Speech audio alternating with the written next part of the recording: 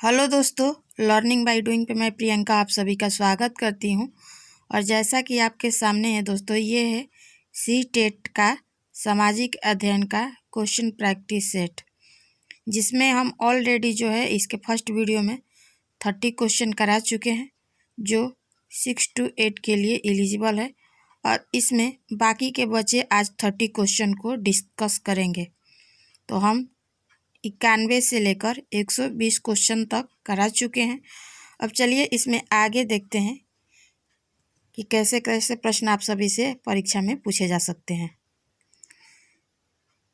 तो question number 121 में आपसे पूछा गया है दोस्तों कि निम्नलिखित में से कौन सा युग्म सही सुमेलित नहीं है। ठीक है, ऑप्शन ए में दिया है Asia Minor Israel, option B में दिया है अनातोलिया तुर्की, और ऑप्शन सी में दिया है आइबेरिया स्पेन, और ऑप्शन डी में दिया है कोलोराडो अमेरिका। ठीक है, बताइए इसमें से कौन सा ऑप्शन जो है सुमेलित नहीं है।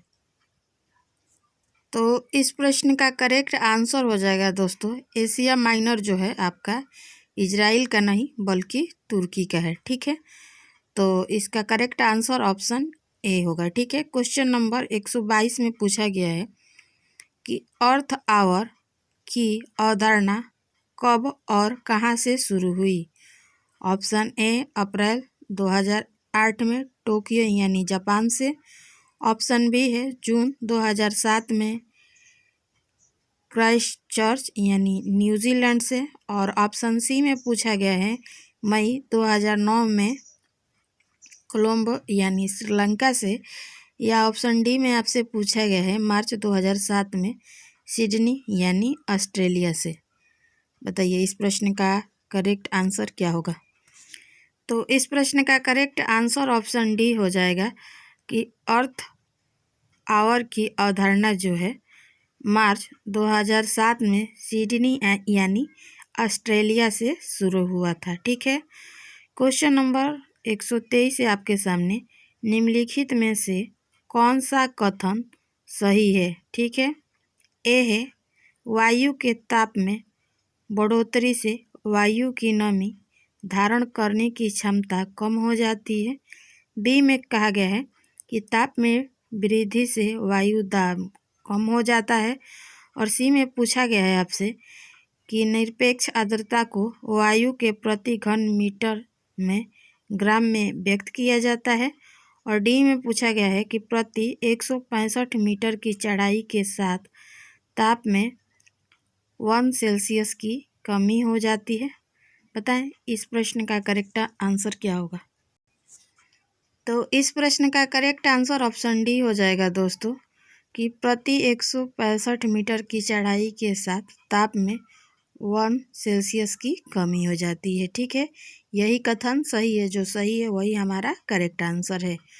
क्वेश्चन नंबर 124 में आपसे पूछा गया है कि माइका निम्नलिखित शैलों के कौन से एक युग्म में पाया जाता है। ए में पूछा है स्लेट यानी बालू पत्थर से बनता है, बी में पूछा गया है शिफ्ट यानी नाइस से बनता है, और सी में पूछा है कि चूना पत्थर यानी बालू पत्थर से बनता है, या डी में पूछा गया है सेल यानी चूना पत्थर से बनता है। बताएं माइका जो है कौन सा शैलों के युग्म से बनता है। तो इस प्रश्न का करेक्ट आंसर हो जाएगा दोस्तों कि यानी शिफ्ट और नाइस से मिलकर जो है आपका जो माइका बनता है। ठीक है, क्वेश्चन नंबर 125 में पूछा गया है कि जलोढ़ मृदा सामान्यतः कैसी होती है। ठीक है, ये आपके सामने 4 ऑप्शन देना है और बताना है कि इसमें से कौन सा होगा सही और कौन सा नहीं होगा। ठीक है, जैसा कि पहला में कहा गया है कि इनमें नाइट्रोजन प्रचुर मात्रा में होती है, दूसरा में कहा गया है कि ह्यूमस कम होती है, तीसरा में कहा गया है कि अत्यधिक उर्वर होती हैं, और चौथा में कहा गया है कि जोतना यानी खेती करना आसान होता है। ठीक है, ये इसके 4 वो है जलोढ़ मृदा की परिभाषा के रूप में पूछा गया है। बताइए अब इसमें से कौन सा सही होगा। Option A, option B, option C and option D. तो दोस्तों इस प्रश्न का करेक्ट आंसर जो होगा ऑप्शन बी हो जाएगा, यानी दूसरा तीसरा और चौथा होगा आपका सही। ठीक है। क्वेश्चन नंबर 126 में आपसे पूछा गया है कि निम्नलिखित में से कौन सा युग्म सुमेलित नहीं है। ठीक है। अब आपको बताना है कि इसमें से कौन सा है आपका जो है सुमेलित नहीं है। ए में पूछा गया है झीलों की भूमि फिनलैंड को कहा जाता है। बी में पूछा गया है सफ़ेद हाथियों की भूमि अर्जेंटीना को कहा जाता है। और सी में पूछा गया है गोल्डन पैगंडा की भूमि म्यांमार को कहा जाता है। और डी में आपसे पूछा गया है कि उगते हुए सूर्य की भूमि जो है जापान को कहा जाता है। बताएं कौन सा युग्म जो है सम्मिलित नहीं है। तो दोस्तों इस प्रश्न का करेक्ट आंसर जो है ऑप्शन बी हो जाएगा। सफ़ेद हाथियों की भूमि जो है अर्जेंटीना को नहीं बल्कि थाईलैंड को कहा जाता है। ठीक है। यानी जो गलत है वही आपका करेक्ट आंसर है। अगला क्वेश्चन है 127 में कि ग्रीन अकाउंटिंग का अर्थ है ... के आकलन को ध्यान में रखते हुए देश की राष्ट्रीय आय को मापना। ठीक है। ऑप्शन ए में आपसे पूछा गया है कि देश के कुल वन क्षेत्र। बी में पूछा गया है देश के वन आच्छादन के विनाश। सी में पूछा गया है प्रदूषण और पर्यावरण क्षति। और डी में पूछा गया है उधार की गई प्रति भूमि के क्षेत्रफल। ठीक है। बताइए ग्रीन अकाउंटिंग का अर्थ क्या होगा, है ना।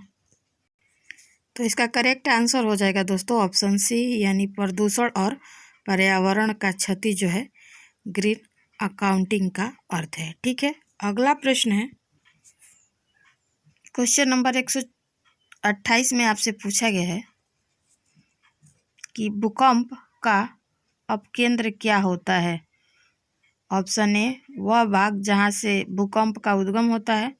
ऑप्शन बी है वह बिंदु जहाँ ज्वालामुखी पवन तरंगों की तीव्रता घट जाती है। और सी में पूछा गया है वह बिंदु जहाँ से भूकंपीय तरंगों की तीव्रता घट जाती है। या ऑप्शन डी में पूछा गया है पृथ्वी की सतह पर वह बिंदु जो भूकंप उद्गम केंद्र पर ऊर्ध्वाधर होता है। बताइए इस प्रश्न का करेक्ट आंसर क्या होगा। तो इसका करेक्ट आंसर ऑप्शन डी हो जाएगा दोस्तों कि पृथ्वी की सतह पर वह बिंदु जो भूकंप उद्गम केंद्र पर ऊर्ध्वाधर होता है उसे भूकंप का अपकेंद्र कहा जाता है। ठीक है। क्वेश्चन नंबर 129 है आपके सामने। निम्नलिखित में से कौन से कथन सही है। ठीक है।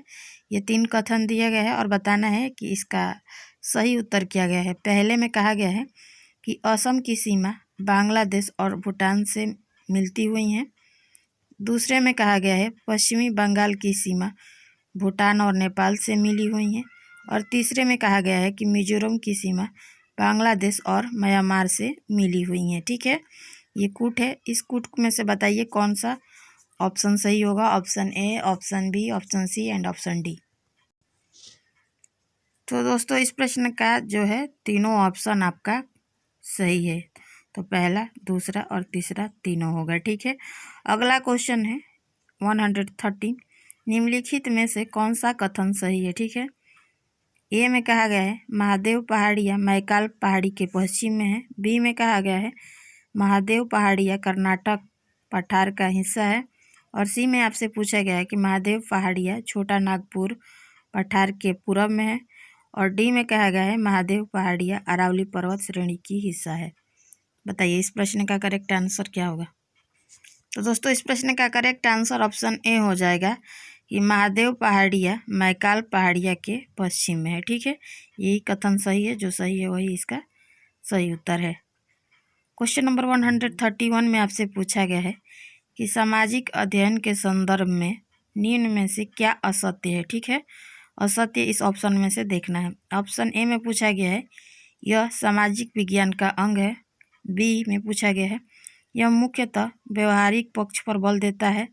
और सी में आपसे पूछा गया है यह एक एकीकृत पाठ्यक्रम है। और डी में आपसे पूछा गया है यह माध्यमिक तथा उससे ऊपर की कक्षाओं में पढ़ाया जाता है। बताइए इसमें से कौन सा कथन आपका असत्य है। तो दोस्तों इसका उत्तर जो होगा ऑप्शन डी हो जाएगा कि यह माध्यमिक तथा उससे ऊपर की कक्षाओं में पढ़ाया जाता है। ऐसा कहना असत्य है। ठीक है। अगला क्वेश्चन है आपके सामने दोस्तों वो है 132 में कि निम्नलिखित में से कौन सी एक समस्या समाधान विधि की विशेषता नहीं है। ए है लक्ष्य केंद्रित विधि, बी है असृजनात्मक, सी है आलोचनात्मक और डी है चयनात्मक। बताइए इसमें से कौन सा जो है समस्या समाधान विधि की विशेषता नहीं है। तो इस प्रश्न का करेक्ट आंसर ऑप्शन बी हो जाएगा, असृजनात्मक जो है समस्या समाधान विधि की विशेषता नहीं है। क्वेश्चन नंबर 133 में है ज्ञानेंद्रियों पर आधारित शिक्षण विधि नहीं है। ऑप्शन ए दृश्य, ऑप्शन बी श्रव्य, ऑप्शन सी नैदानिक, ऑप्शन डी गत्यात्मक। बताइए इसमें से कौन सा नहीं है।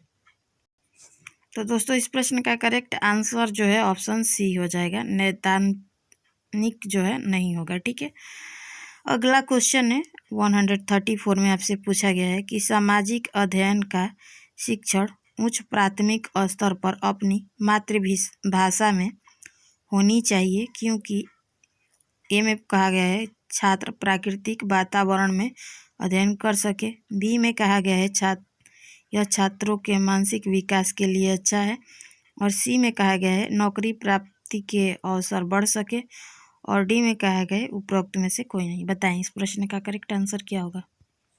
तो दोस्तों इस प्रश्न का करेक्ट आंसर ऑप्शन ए हो जाएगा कि छात्र प्राकृतिक वातावरण में अध्ययन कर सके। ठीक है, अगला क्वेश्चन है 135 जनसंख्या शिक्षण का अर्थ है। ऑप्शन ए जनसंख्या की स्वास्थ्य शिक्षा, ऑप्शन बी कुल जनसंख्या में साक्षर जनसंख्या का अनुपात, और सी में कहा गया है कि जनसंख्या वृद्धि दर में घटना व बढ़ना राष्ट्र की आवश्यकता अनुसार, और डी में कहा गया है जनसंख्या को बढ़ाने की शिक्षा। बताएं इस प्रश्न का करेक्ट आंसर क्या होगा।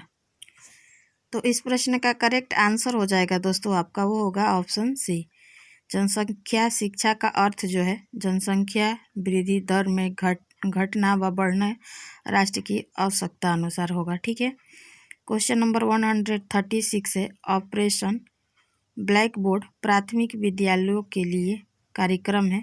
ऑप्शन ए भौतिक एवं पदार्थिक सुविधाओं में सुधार से संबंधित, ऑप्शन बी प्रवेश से संबंधित, ऑप्शन सी माह्यांग भोजन से संबंधित, या ऑप्शन डी है ब्लैक बोर्ड से संबंधित। बताइए ऑपरेशन ब्लैक बोर्ड प्राथमिक विद्यालयों के लिए कार्यक्रम कौन सा होगा। तो इस प्रश्न का करेक्ट आंसर ऑप्शन ए हो जाएगा, भौतिक एवं पदार्थिक सुविधाओं के सुधार से संबंधित जो है ऑपरेशन ब्लैक बोर्ड प्राथमिक विद्यालयों के लिए कार्यक्रम है। क्वेश्चन नंबर 137 है कि ह्यूरिस्टिक विधि को किस अन्य नाम से जाना जाता है। ऑप्शन ए खोज विधि, ऑप्शन बी पाठ्य पुस्तक विधि, ऑप्शन सी पुस्तकालय विधि, ऑप्शन डी प्रयोगशाला विधि। तो इस प्रश्न का करेक्ट आंसर जो जाएगा ऑप्शन ए हो जाएगा, ह्यूरिस्टिक विधि को जो है आपका दूसरा नाम जो है खोज विधि के नाम से जानते हैं। ठीक है, ऑप्शन ए इसका करेक्ट आंसर हो जाएगा। 138 में आपसे पूछा गया है कौन से स्रोत सीधे साधनों से प्राप्त ना होकर अपरोक्ष रूप से प्राप्त होते हैं। ऑप्शन ए मौलिक स्रोत, ऑप्शन बी गौण स्रोत, ऑप्शन सी सामग्री स्रोत, या ऑप्शन डी इनमें से कोई नहीं। बताएं इस प्रश्न का करेक्ट आंसर क्या होगा। तो इस प्रश्न का करेक्ट आंसर ऑप्शन बी हो जाएगा, वो होगा आपका गौण स्रोत। ठीक है, क्वेश्चन नंबर 139 में पूछा गया है कि संगीत कार्यक्रम प्रस्तुत करना किस प्रकार का प्रोजेक्ट है। ऑप्शन ए अभ्यासात्मक प्रोजेक्ट, ऑप्शन बी समस्यात्मक प्रोजेक्ट, ऑप्शन सी रचनात्मक प्रोजेक्ट, या ऑप्शन डी इनमें से कोई नहीं। तो इस प्रश्न का करेक्ट आंसर ऑप्शन डी हो जाएगा, इनमें से कोई नहीं होगा। ठीक है, अगला क्वेश्चन है 140 कि कक्षा नियंत्रण की सर्वोत्तम विधि है। ऑप्शन ए प्रभुत्ववादी उपागम, ऑप्शन बी त्रुटियों का निवारण, ऑप्शन सी प्रजातांत्रिक उपागम, या ऑप्शन डी इनमें से कोई नहीं। बताएं इस प्रश्न का करेक्ट आंसर क्या होगा।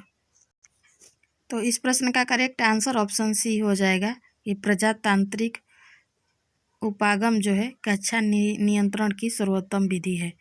क्वेश्चन नंबर 141 में पूछा गया है कि बालक के सामाजिकरण का उद्देश्य है। ऑप्शन ए सामाजिक समायोजन में वृद्धि करना, बी समूह मानकों को गतिशील बनाना, सी है समूह कार्यों को बढ़ावा देना, और डी में पूछा गया है खेल के लिए अधिक समय देना। बताइए इसमें से बालक के सामाजिकरण का प्रमुख उद्देश्य क्या है?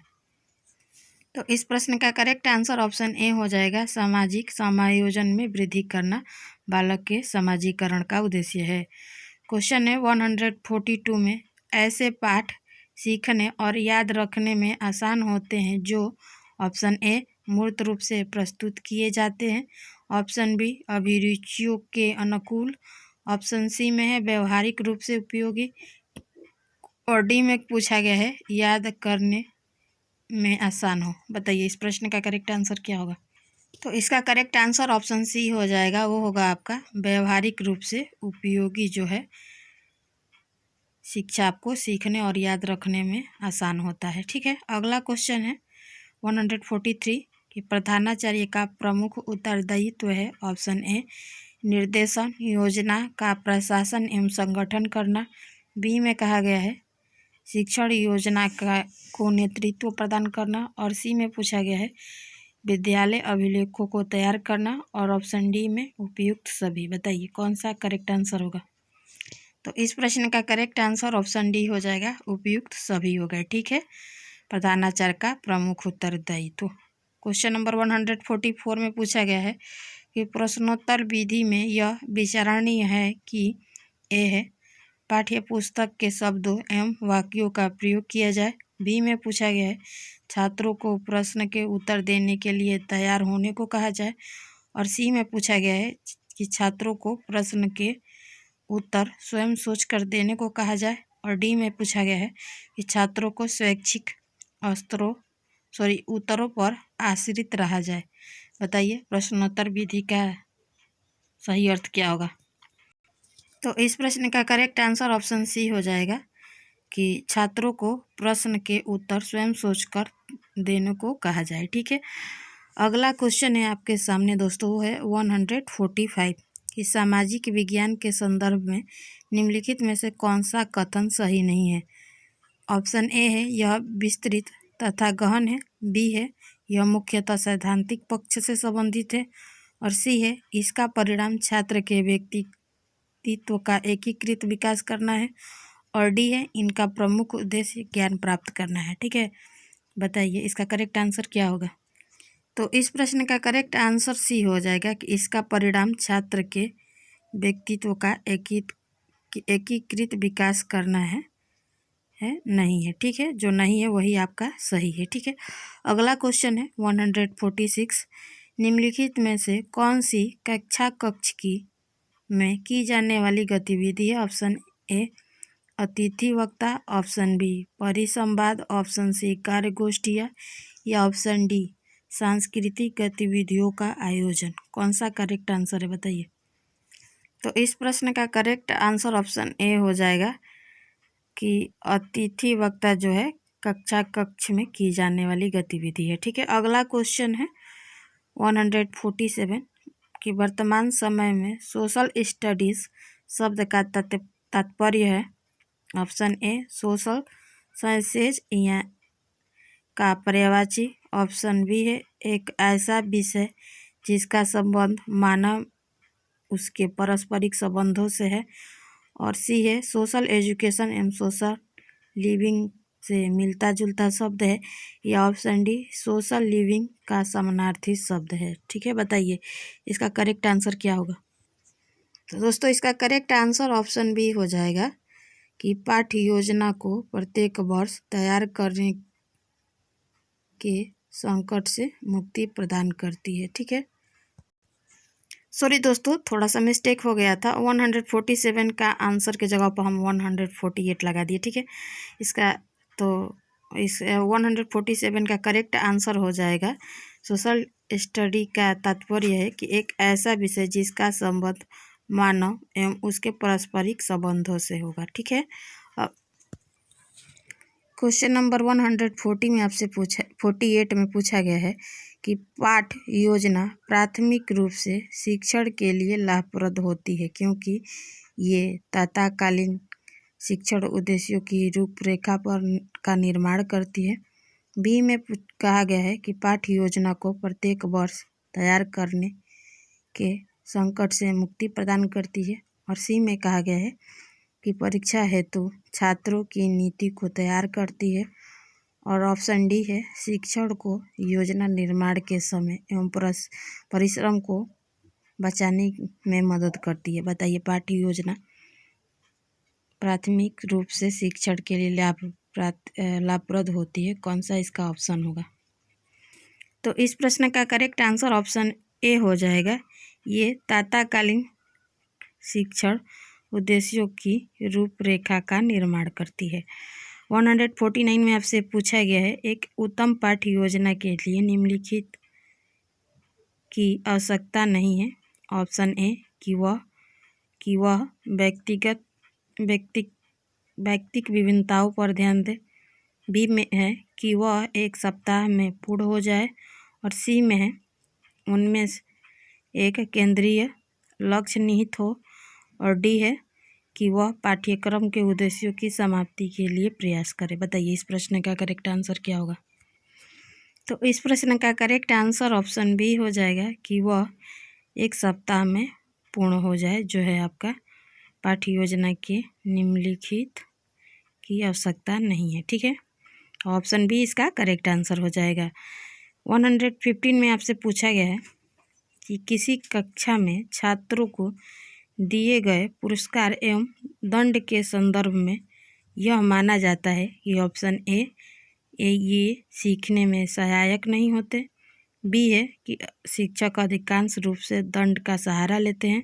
सी है छात्र शीघ्र ही प्रलोभन की प्राप्ति के ढंग सीख लेते हैं। या डी है ये दोनों ही धीरे धीरे अपना प्रभाव समाप्त कर लेते हैं। बताइए, इसका करेक्ट आंसर क्या होगा? तो इस प्रश्न का करेक्ट आंसर ऑप्शन सी हो जाएगा कि छात्र शीघ्र ही प्रलोभन की प्राप्ति के ढंग सीख लेते हैं। ठीक है, और इस तरह आपका जो है आज की वीडियो में 30 क्वेश्चन जो है का सीरीज जो है कंप्लीट होता है। वीडियो छोटा छोटा रहेगा दोस्तों, तो आप सभी के लिए बहुत ज़्यादा उपयोगी होगा। इसी को देखते हुए हम 30 क्वेश्चन के पार्ट 1 पार्ट 2 में आपके लिए सोशल स्टडी के क्वेश्चन पेपर लेकर आएंगे। ठीक है, तो थैंक यू दोस्तों।